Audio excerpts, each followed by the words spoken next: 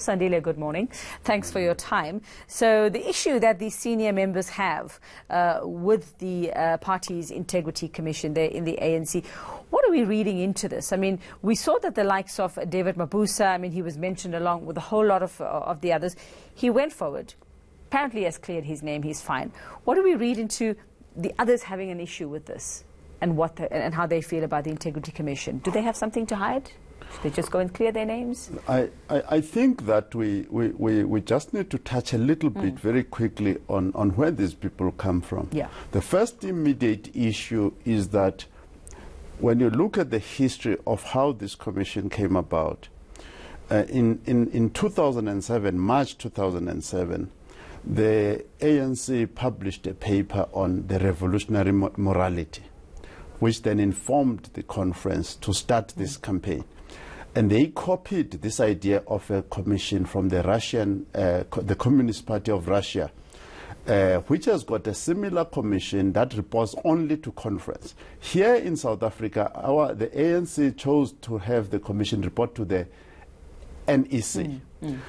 And the NEC actually controls now the Integrity Commission in various important ways. Yeah. Number one, they investigate cases that are referred directly by the NEC. They are not proactive. They don't look for cases. They don't monitor like the Russians. They don't monitor and audit on their own. It's just what lands on your table. The NEC decides who and what must be investigated and writes the terms of reference as to what must be investigated. And then the investigation starts.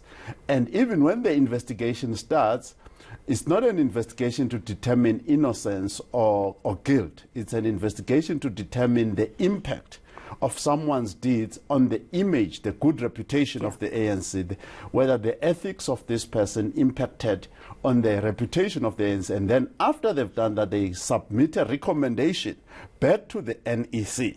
And the NEC then clears a person. It's not actually correct to say that the Integrity Commission clears somebody. It is the NEC that clears you. Yeah. So they can even overrule a recommendation by the Integrity Commission. And I mean, we always have to, this will lead to questions of, yes, there are different factions within the ANC. We know they are still there. We know that those factions are deeper than ever before. Still, nothing's been solved by winning this election when it comes to intra-party politics. And some might go, so we can't actually use the argument that that there's bias, or can we, seeing as the NEC is made up of people from both factions? Yeah, if there are only two factions. If there are only two, yeah, that's the other question. So the briefing, the terms of reference are known by everybody. Yes. So if you are one of the 22, you would have known what the terms of reference are. And the terms of reference are approved by this apparently all-encompassing body that is called the NEC. So I would have expected people who are objecting to say we are objecting because the Integrity Commission did not follow the terms of reference. They went away and strayed from the terms of reference. That to me would have been an argument. Yeah. Right now, for instance, hearing about the things that people like KB are commenting about and so on, I have a problem.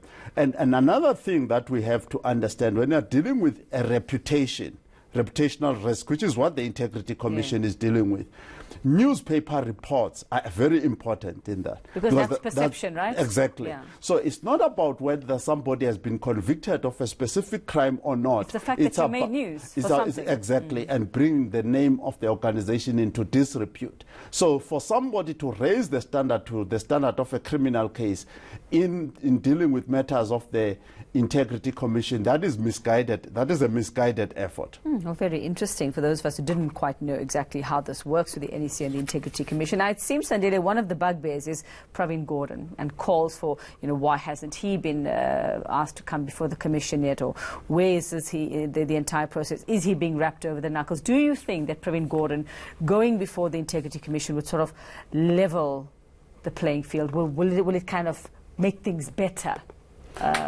for the working of the commission to say we're fair, take away that perception of bias? Yeah, and bear in mind that the people who need to start all of that is the actual NEC. Yes. Before now, at an earlier date, there were protests. Even the great advocate Bezos went and protested that Pravin Gordhan should not be prosecuted by the NPA when Sean Abrams was still there. My view, even at the time, was that if somebody says they've got a case against you, let the case go to court. Because if the person doesn't have a case, then it's settled once and for all. Now they postponed the controversy by interfering with that process that was starting at that time, rather than letting it run its full course. I still believe that if Pravin Gordhan has got people who are questioning him, whether it's through the Integrity Commission or through the courts, let him go to the courts and make a final and conclusive answer to all the questions that are being asked. And finally, do you see this? I mean, I'm seeing reports that this is, what we're seeing happening, especially with Ace Magashule and all of that, reports suggesting that this is President Cyril Ramaphosa and his men and women flexing their muscle. Is that what we're reading into this? And is this issue of the Integrity Commission likely to divide the party even further, however many factions we might find? Exactly. Yeah. I don't think Cyril Ramaphosa specifically, if we were to refer to him, is going to be a person who's going to fuel divisions, knowingly.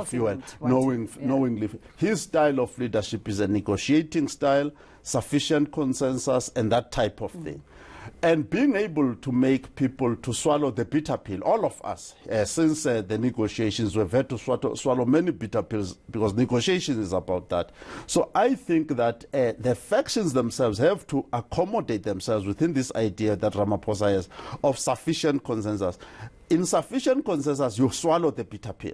And that is Ramaphosa's job. Nobody, even Ace Magashule, if he's got a faction in the ANC, needs to understand that there are many places where he's got to swallow bitter pills.